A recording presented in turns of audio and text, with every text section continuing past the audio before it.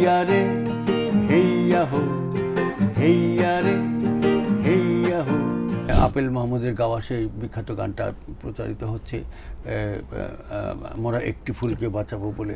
আমি দেব না সবুজ সোনালি রূপালি ফুল বাগান, যাই যদি যাক প্রাণ তবু দেব না দেব না দেব না গোলাপ ধান। রাজশাহী মেডিকেল কলেজ, বিশ্ববিদ্যালয় এবং একটা মসজিদের উপর যখন বোম ফেললো পাকিস্তানি এয়ারফোর্সের মানুষরা। দর্শক, মহান স্বাধীনতা দিবসে টাইমস অফ বাংলাদেশের বিশেষ আয়োজন মুক্তির গানে আপনাদের স্বাগত। আজ আমাদের সাথে আছেন ৭১-এর বীর মুক্তিযোদ্ধা ও স্বাধীন বাংলা বেতারের কণ্ঠযোদ্ধা রফিকুল আলম। আপনাকে স্বাগত আমাদের এই আয়োজনে। আজ মহান স্বাধীনতা দিবস, কেমন আছেন? হ্যাঁ, ভালো আছি, বেশ ভালো আছি, ঈশ্বর ভালো রেখেছে, আল্লাহ ভালো রেখেছে। স্বাধীন বাংলা বেতারে যখন যোগদান করলেন, কি প্রেক্ষিতে আসলে স্বাধীন বাংলা বেতারে যোগদান করেছিলেন? হলো কি, তখন আমার বয়স তখন 19-20 এরকম হবে। রাজশাহী শহরে তো আমি লেখাপড়া করতাম, গান চর্চা শিখেছি ওখানে। আমার বড় ভাই সরওয়ার জাহান সাহেব গান করতেন, গান করছি, লেখাপড়া করছি। কিন্তু ৭১-এর বোধহয় 3 এপ্রিল 3 তারিখে যখন রাজশাহী মেডিকেল কলেজ, বিশ্ববিদ্যালয় এবং একটা মসজিদের উপর যখন বোম ফেললো পাকিস্তানি এয়ারফোর্সের মানুষরা, তখন আমরা খুব বিচলিত হয়ে পড়লো যে না, তাহলে তো এখানে বাড়িতে থাকা যাবে না। কারণ শহর এলাকার এবং আশপাশে খুব এয়ার রেড হচ্ছে, এয়ার স্ট্র্যাপিং হচ্ছে, এইসব খবর তবে খুব ভীত হয়ে পড়লাম আমরা সবাই, এবং বাড়ি থেকে বেরিয়ে গেলাম। বেরিয়ে গেলে তখন একমাত্র উপায় নিশ্চিন্তে থাকা যায় সীমান্তের ওপারে চলে যাওয়া। পদ্মা পার হলেই ভারতের আমরা লক্ষ লক্ষ মানুষ পার হয়ে চলে আসে, আমরাও সেই দলে চলে গেলাম। সেখানে গিয়ে শরণার্থী ক্যাম্পে উঠে তারপরে হলো কি, ওখানে তখনও স্বাধীন বাংলা বেতার কেন্দ্র শুরু হয়নি। আমি একটু দেরিতে গিয়েছি স্বাধীন বাংলা বেতার কেন্দ্রতে, শুরু হওয়ার বোধহয় মাস 2 পরে। তো সেখানে ডাক এলো যে যারা সংস্কৃতিসেবী, যারা শিল্পী সাহিত্যিক, তারা স্বাধীন বাংলায় যোগদান করুন। যাই হোক, সময় কাটবে, গেলাম এবং থাকারও ব্যবস্থা হলো। এইভাবে চলে গেলাম স্বাধীন বাংলা বেতার। কিন্তু তখন শুরু হয়ে গেছে কাজ, নিউজের কাজ শুরু হয়ে গেছে, তখনও নাটক শুরু হয়নি, কিন্তু গান শুরু হয়ে গেছে। আপেল মাহমুদের গাওয়া সেই বিখ্যাত গানটা প্রচারিত হচ্ছে, মোরা একটি ফুলকে বাঁচাবো বলে। তারপর লতিফ ভাইয়ের একটা গান ছিল, সোনা সোনা সোনা লোকে বলে সোনা। ওটা কিন্তু ওখানে রেকর্ডিং হয়নি, ওটা ঢাকা বেতারে রেকর্ডিং হওয়ার ওখানে বাজতে শুরু করেছে, মানুষজন শুনছে। এবং যারা ফ্রন্টে আছে, যারা মুক্তিযুদ্ধ করছে, তারা ওই সমস্ত গান শুনে অনুপ্রাণিত হচ্ছে। এই পরিস্থিতিতে গেলাম আর কি। গানটা সম্ভবত প্রথম গানটা ছিল ওই গানটাই, হ্যাঁ, নঈম গহর সাহেবের লেখা, ওই যে নোঙ্গর তোলো তোলো কোরাস। তখন তার একক গান খুব হতো না, আমি একটা গান গাওয়ার সুযোগ পেয়েছিলাম একক পরের দিকে, সেটা বলবো।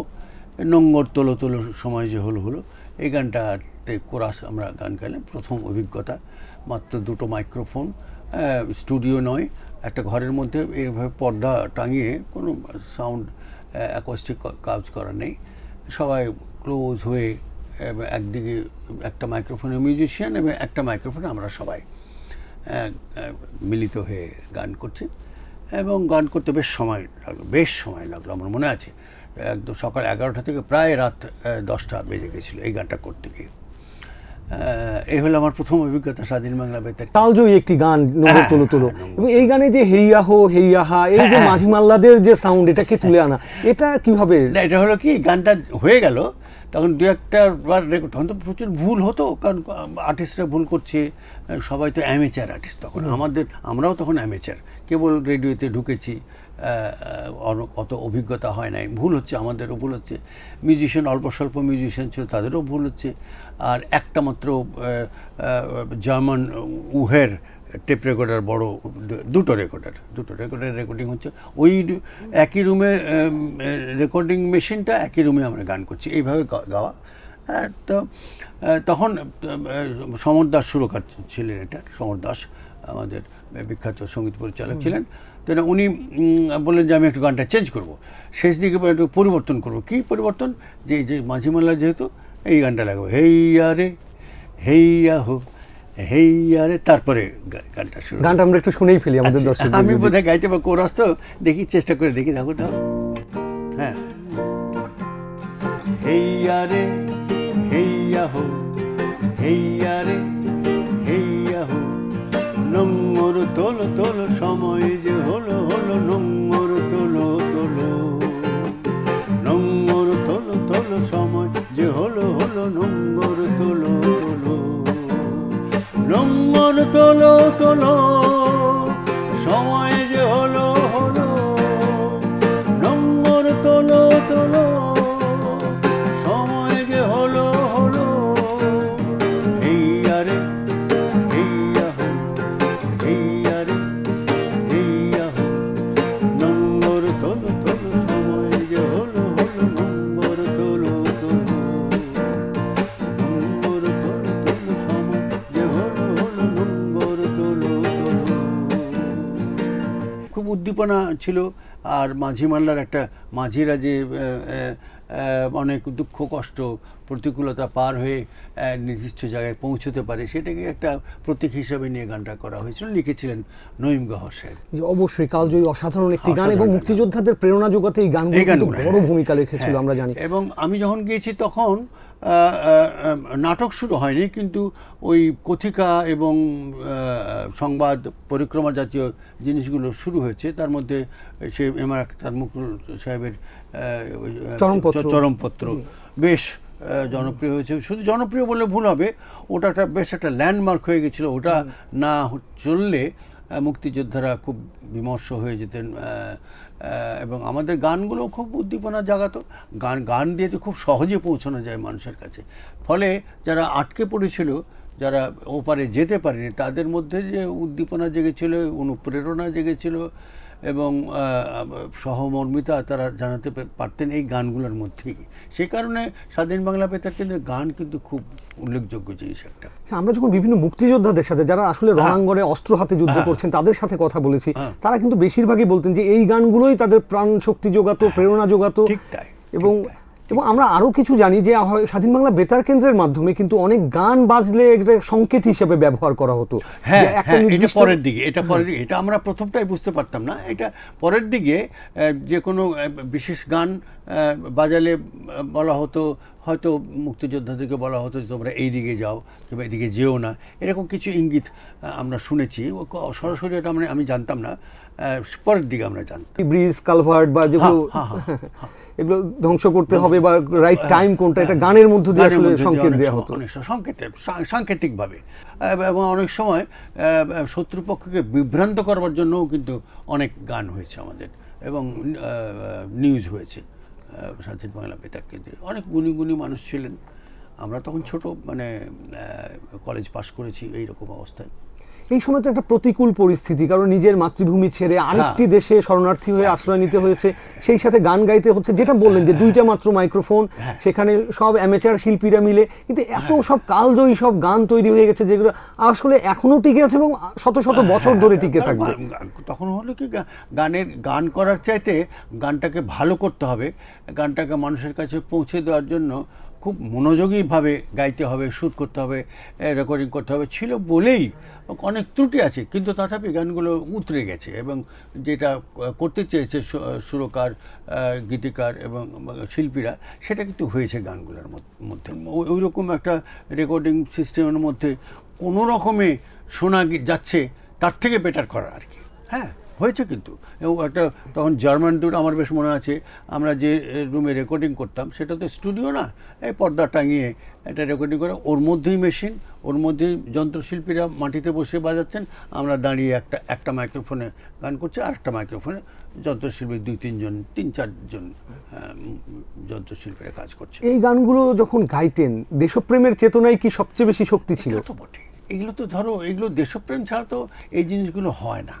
হ্যাঁ, যেমন এখন যে আমরা দেশের গানগুলো করি, সেখানে কিন্তু কথা, সুর যেন একটা খুবই সাধারণ আধুনিক গানের মতো হয়ে যায়। কিন্তু এখন যেহেতু একটা যুদ্ধ পরিস্থিতি, হ্যাঁ, একটা নির্দিষ্ট গোল নিয়ে এগোচ্ছে সবাই, গোটা জাতি, ফলে ওই ইমোশনটা এবং ইনভলভমেন্ট একটু বেশি ছিল, সেই কারণে গানগুলো এইভাবে কালজয়ী হয়েছে। তো আমরা জানি যে আপনারা হয়তো একটা সিঙ্গারা দুজন মিলে ভাগ করে ও খেয়েছেন no, সেটা এইভাবে। যেমন ধরো আমার কথা বলি, আমরা তখন আমি তো বালুরঘাটের শরণার্থী ক্যাম্পে এবং মালদহের শরণার্থী ক্যাম্পে থেকে তো যখন গেলাম, তখন কোনো জায়গা নেই থাকার, তখন স্বাধীন বাংলা বেতার কেন্দ্রের জায়গা নেই থাকার, কিছু কিছু মানুষ আছেন থাকার জায়গা নেই, তো আমাদের একটা ব্যবস্থা করে দিল। কোথায়? প্রখ্যাত জমিদার ছিলেন রানী ভবানী, তার আস্তাবল বলে না, ঘোড়া রাখার জায়গা, ওইখানে আমরা 2-3 জন শিল্পী ছিলাম। হ্যাঁ, সেটা একটা পরিষ্কার টরিষ্কার করে দিল, তখন আর ঘোড়া টোড়া ছিল না, বাট আস্তাবলে রাখার ব্যবস্থা হলো। ওখানে আমরা কিছু রেড ক্রস থেকে আমরা কিছু চাদর মতো, ঠিক কম্বল না, কতগুলো চাদর দেওয়া হয়েছিল, যেটা খুব সহজে ফোল্ড করা যায় এবং খুব সস্তা দামের। ওটাতে শুয়ে থাকতে হতো আমাদের। ওখানে অবশ্য বেশি দিন আমাকে থাকতে হয়নি, প্রায় মাস 2 পর আবার একটা জায়গায় নিয়ে যাওয়া হলো, যে তোমরা এখানে তোমাদের কষ্ট, সবারই অসুস্থ হয়ে গেলাম মাটিতে শুয়ে থেকে, সব অসুস্থ হয়ে গেল। আমার পাশে ছিলেন অনুপ ভট্টাচার্য, অনুপদা, রেজওয়ানুল হক নামে এক ভদ্রলোক ছিলেন। আমার বড় ভাই তখনও আসেননি স্বাধীন বাংলা বেতার কেন্দ্রে, উনি তখন মালদাতেই ছিলেন।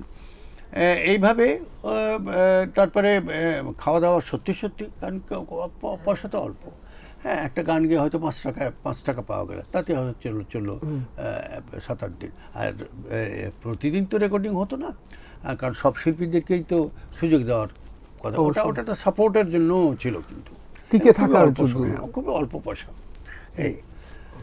এবং ওখানে তুমি যেটা বলে সিঙ্গারা ভাগ করে, হ্যাঁ সত্যি খাওয়া দাওয়া আমরা ভাগ করেই খেতে হতো। ওখানে আমরা যেখানে স্বাধীন বাংলা বেতার কেন্দ্রের স্টুডিওটা ছিল, ওর সামনে একটা উড়িষ্যার একটা ছেলে ছিল, আমাদের সমবয়সী, একটু বয়সে বেশি হবে।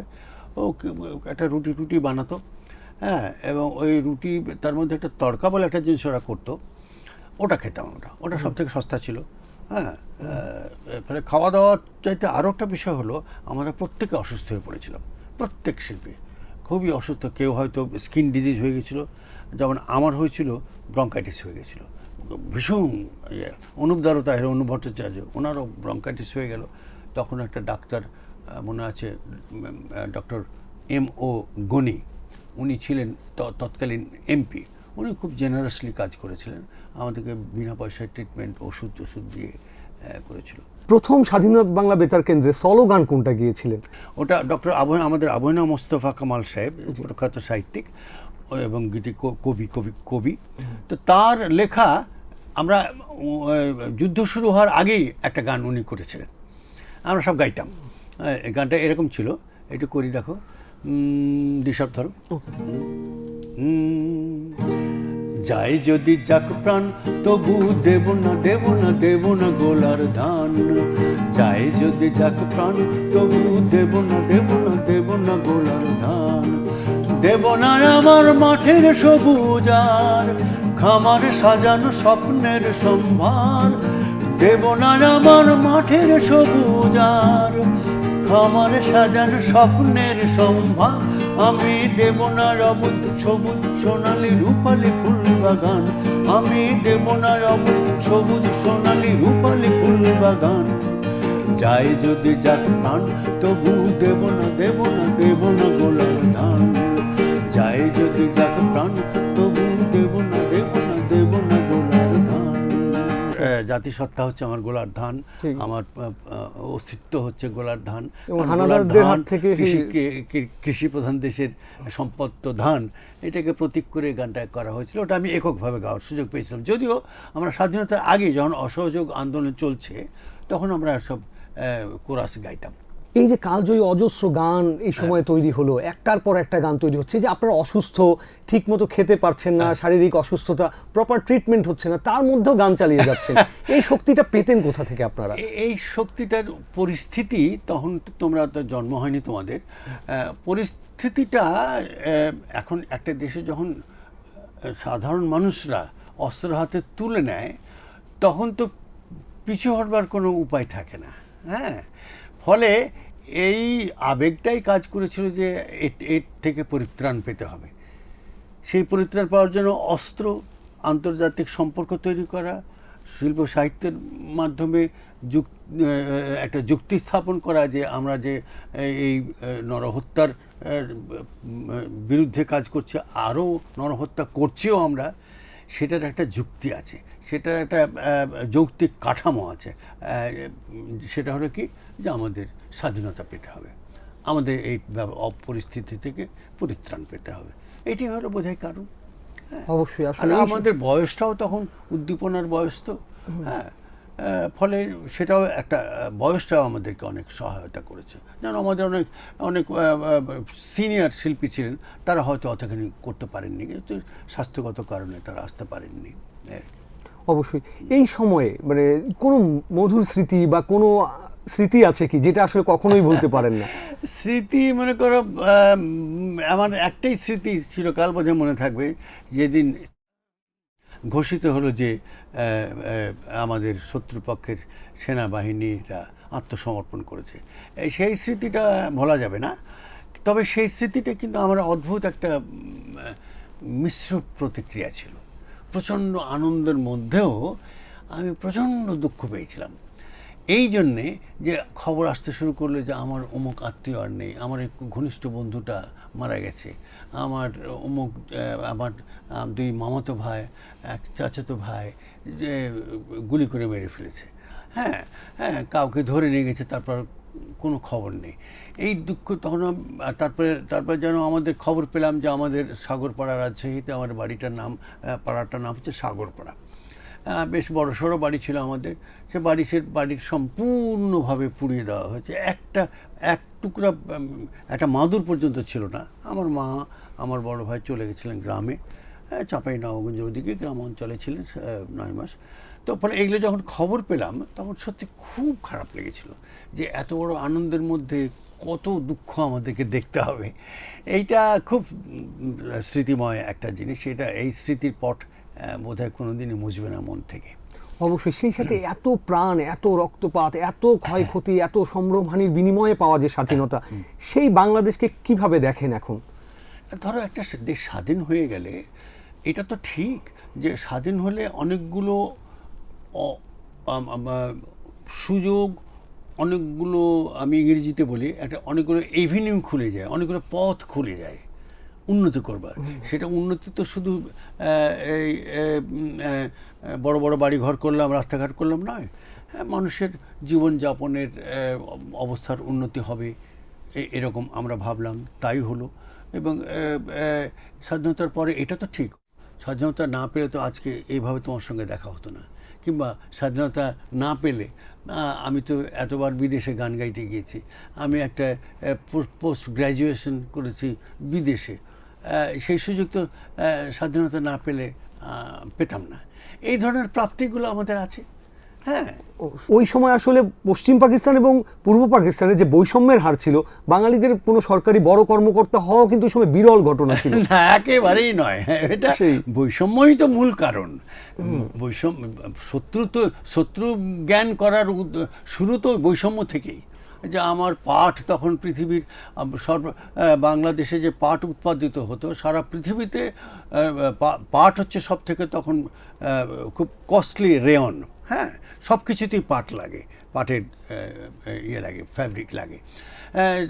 80% পৃথিবীর 80% পাটই আমার দেশ থেকে হতো। সমস্ত পাকিস্তানের সমস্ত ফরেন এক্সচেঞ্জ আসতো পাট, চা এবং আমাদের কৃষি ফসল থেকে।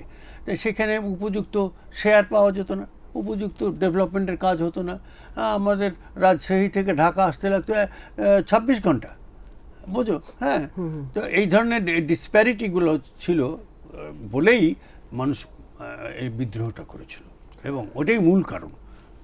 তুমি যে কথাটা বললা, বৈষম্য। হ্যাঁ হ্যাঁ, কোনো শুধু বড় পোস্টে নয়, কোনো ডেভেলপমেন্টের প্রজেক্টই তখন দেওয়া হতো না।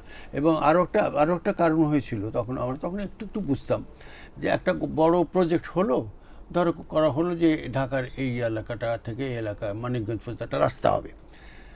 প্রজেক্টটা পাস হলো, ফান্ড রিলিজ করছে না, একদম শেষের দিকে, জুনের দিকে ফান্ড রিলিজ করলো, তখন আর কাজ করার অবকাশ নেই, ফান্ড আবার ব্যাক করলো সেন্ট্রালে। এই ধরনের কারচুপিগুলো হতো, ফলে মানুষ খুব বিক্ষুব্ধ হয়।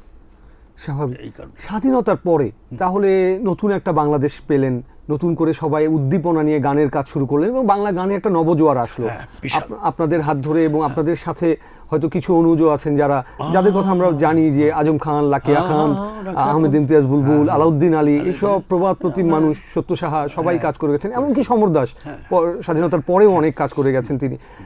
এই সময়টাকে কিভাবে মিস করেন এখন?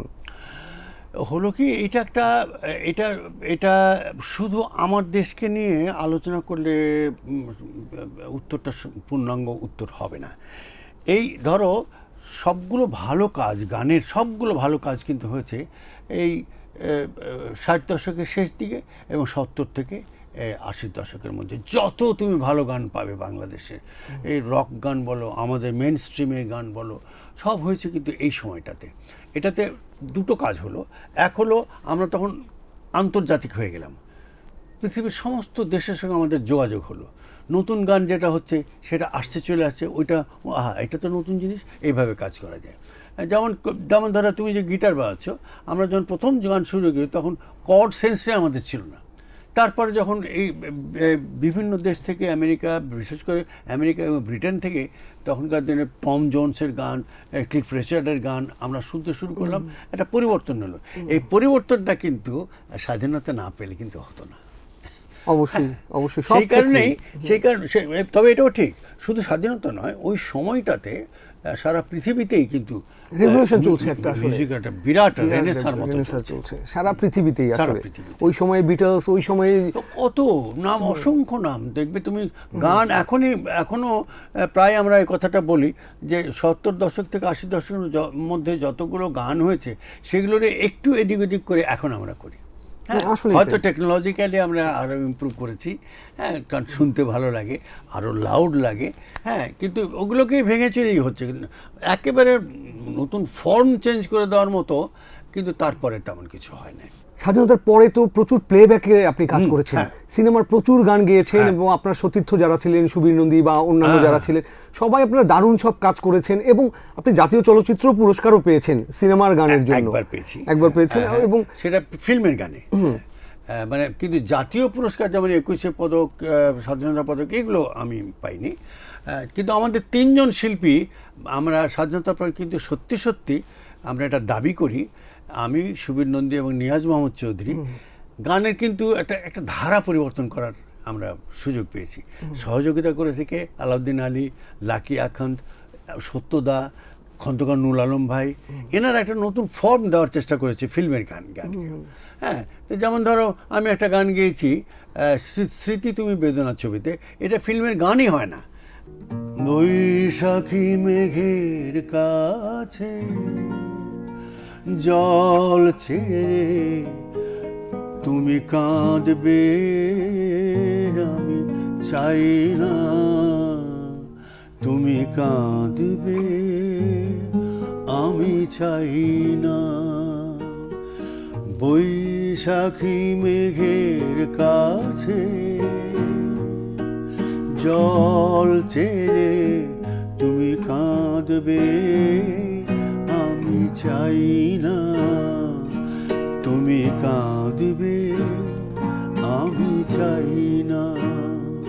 শুধু স্বপ্নকে সত্যি মনে করে তুমি কাঁদবে, আমি চাই না তুমি কাঁদবে, আমি চাই না।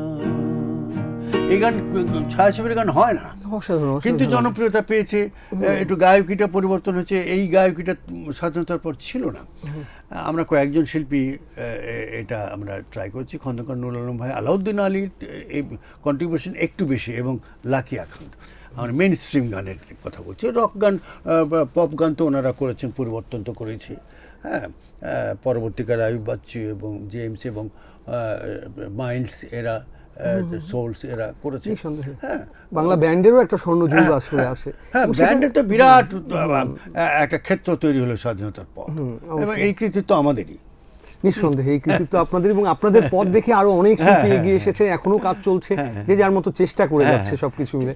এত ত্যাগের বিনিময়ে পাওয়া যে স্বাধীনতা, তার অর্ধ শতাব্দী প্রায় পার হয়ে গেছে, এবং তারপরে এই মুহূর্তে এখনকার তরুণরা যারা কাজ করছেন, যারা গান করছেন বা যে কোনো পেশায় আছেন, তাদের জন্য আপনাদের পক্ষ থেকে কি উপদেশ থাকবে বা পরামর্শ থাকবে?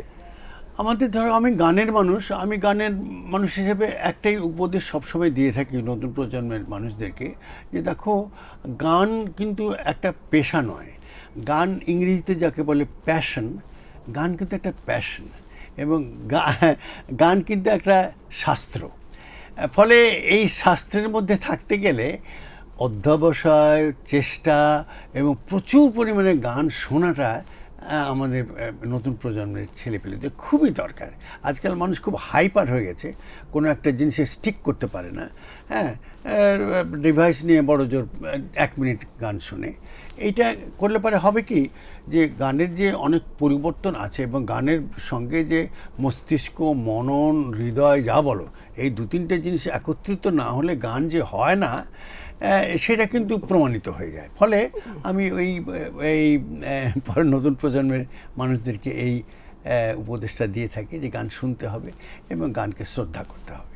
সেই সাথে দেশপ্রেমের চেতনাটা কতটা জরুরি আসলে একজন শিল্পীর জন্য আপনি মনে করেন? সে তো বটেই, শুধু শিল্পী কেন, একটা দেশ, আমি স্বাধীন দেশের নাগরিক, এই দেশকে বিভিন্ন দিক দিয়ে এগিয়ে নিয়ে যেতে হবে, এটা তো কাউকে বলতে হবে না।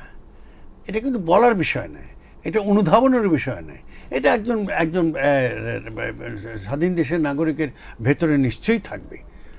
সে যত অশিক্ষিতই হোক, যত ভাগ্য হত মানুষই হোক, সুবিধা বঞ্চিত হোক কিংবা শিক্ষিত হোক, তার ভেতরে থাকবে যে এটা আমার দেশ।